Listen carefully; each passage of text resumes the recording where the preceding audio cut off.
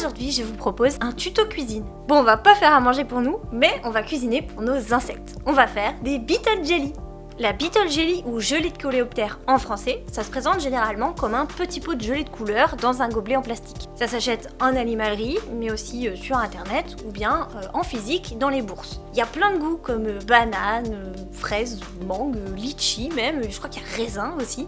Mais en fait à chaque fois c'est vraiment juste une gelée de fruits et parfois elle est un tout petit peu plus protéinée. C'est une super nourriture parce qu'on peut l'utiliser pour nos coléoptères, mais aussi pour plein d'autres animaux comme les isopodes, les iules, vos reptiles aussi, les escargots, certaines fourmis et en fait tous les insectes et animaux qui aiment les fruits. Mais problème, les beetle jelly sont fabriqués en Asie dans des petits pots en plastique, donc niveau impact environnemental, c'est pas ouf. Et puis en fait ça revient aussi vite cher juste pour des fruits en gelée. Bon, j'ai aussi entendu dire que niveau composition ça pouvait ne pas être ouf, mais ça on n'a aucune étude pour le moment sur le sujet.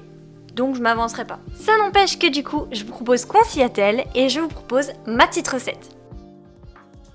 Pour la recette, on va avoir besoin d'une casserole, d'une grosse balance comme moi, d'un mixeur, d'un fouet, de cuisine bien sûr, et d'un petit récipient pour mettre tout ça, comme des moules en silicone ou des moules à glaçons. Niveau ingrédients, on part sur 120 g de fruits ou de légumes de votre choix. Vous pouvez faire un mélange si vous voulez, donc pomme, banane par exemple, c'est des valeurs sûres. Ah et aussi, plus ils sont mûrs, mieux c'est. Donc n'hésitez pas à prendre des fruits qui sont bien mûrs, voire même qui commencent à devenir bien noirs, et donc personne ne va vous voir au supermarché. Le mieux si c'est pour un impact environnemental, c'est bien sûr de prendre des fruits d'à côté de chez vous et de saison. Moi je vous avoue que je suis partie sur des bananes à 99 centimes, mais vous êtes bien sûr complètement libre de la provenance de vos fruits et légumes.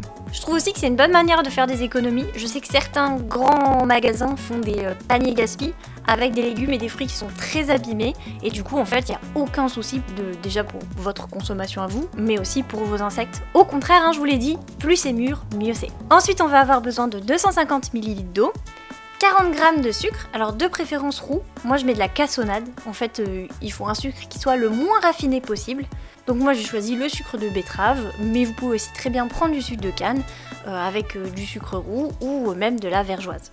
Par contre je vous préviens, moi j'ai pris de la cassonade, si quelqu'un appelle ça de la vergeoise dans les commentaires, je me fâche.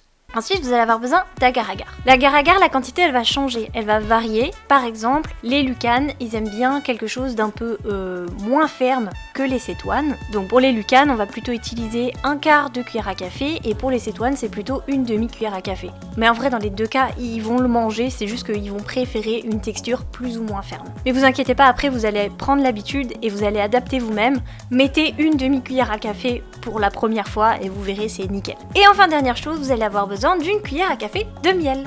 Ça c'est la recette de base. On peut ensuite rajouter de la protéine de soja, de la coquille d'œuf en poudre pour l'apport en calcium et plein d'autres compléments alimentaires de votre choix. J'ai aussi vu des gens rajouter 2 cuillères à café de vinaigre pour la conservation, mais vu tout le sucre qu'on a, moi je trouve que c'est pas nécessaire. Allez, c'est parti. On va commencer par couper nos fruits en morceaux. On va les mélanger avec la moitié de notre eau et le miel. Ensuite on va mixer tout ça pour que ce soit bien homogène. Et voilà, vous avez un smoothie. Bon, en vrai, c'est vachement sucré, c'est pas très agréable, par contre, ça reste bon. C'est aussi à cette étape que vous allez pouvoir rajouter tout ce que vous voulez, donc vos protéines ou votre poudre de calcium, tout ça. Moi, je vais rien ajouter, donc je vous propose qu'on enchaîne. Je vais mettre ma petite préparation dans une casserole et on va faire bouillir tout ça. Quand ça bout bien, je vais ajouter l'eau qui reste, le sucre et l'agar-agar, et là, on va bien mélanger pour tout dissoudre. Alors surtout, faut bien fouetter, faut jamais s'arrêter parce qu'il faut que ça devienne un petit peu consistant et ça va devenir de plus en plus collant. Et dès que ça me paraît bien, je vais verser dans mes moules. Et là, c'est l'étape où j'en fous partout et où je vais regretter de ne pas savoir viser. Et voilà, ça n'a pas raté. Et hop, on attend que ce soit bien refroidi sans tripoter et on va mettre ça au frigo pendant quelques minutes. Voilà, une fois que c'est bien pris, vos jellies sont prêtes. Vous pouvez les conserver plusieurs semaines dans le frigo, voire même plusieurs mois, donc ça c'est plutôt cool. Donc je vous le redis, n'hésitez pas à ajuster les quantités d'agar-agar si vous trouvez que votre jelly est trop ou pas assez ferme. Et si la mixture que vous avez préparée est trop liquide, n'hésitez pas à la remettre sur le feu, de la refaire bouillir un petit peu. Et là vous pouvez la remettre dans les moules, éventuellement ajouter un petit peu d'agar-agar dans la casserole, et là normalement ça devrait mieux prendre. C'est normal de pas forcément réussir du premier coup, mais une fois que vous avez compris le truc, vous allez comprendre combien d'agar-agar il faut mettre, vous allez comprendre aussi quelle texture il faut avoir, donc ne vous inquiétez pas, c'est normal. Maintenant, je vous propose de vous questionner. Est-ce que c'est nécessaire de donner de la Beetle Jelly à ces animaux ? Vos coléoptères, dans votre élevage, ils n'ont techniquement besoin que de fruits, éventuellement bien mûrs pour certaines espèces qui ont plus de mal avec les fruits un petit peu durs, mais ils n'ont pas du tout besoin que ce soit sous forme de jelly. Donc oui, c'est vrai qu'on n'en a pas vraiment besoin, surtout que pour avoir des insectes en forme, moi de mon expérience, je vois qu'ils ont besoin de diversité alimentaire, et du coup pas manger tout le temps le même fruit. Sauf que mettre des fruits dans un terrarium, c'est vraiment la porte ouverte aux champignons, aux moucherons et à la moisissure notamment. Alors je vous donne mon petit tips. Ce que je fais, c'est que j'utilise de la Beetle Jelly en nourriture constante dans le terrarium, donc toujours à la portée de mes animaux, pour qu'ils aient en fait constamment de la nourriture accessible. Et en supplément, quand je sais que je vais pouvoir le retirer rapidement pour éviter les moucherons et la moisissure, je mets des fruits bien mûrs. D'ailleurs, autre technique pour prévenir ces problèmes-là, c'est que je les mets sur des petites coupelles, donc en terre cuite ou en plastique par exemple. Le but c'est qu'ils soient pas en contact avec le substrat directement. Mais attendez, il y a des avantages, La Beetle Jelly, c'est aussi super quand vous devez vous absenter.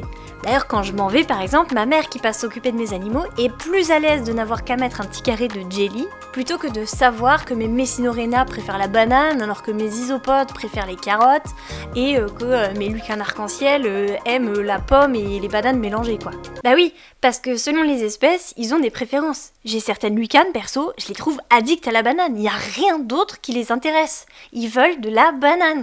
Et il y a deux avantages à la Beetle Jelly, le fait que c'est facile à stocker et aussi que c'est pas cher. Surtout fait maison d'ailleurs. Bon, après en bourse on peut trouver les Beetle Jelly à des prix bien plus abordables que sur internet, genre on est sur du 10€ les 50 alors que sur internet c'est plutôt 20€ les 50. Donc là il y a déjà un écart. Par contre fait maison, c'est des fruits qui sont en train de pourrir chez vous, donc que vous n'allez pas forcément consommer pour vous, donc ça évite de les jeter.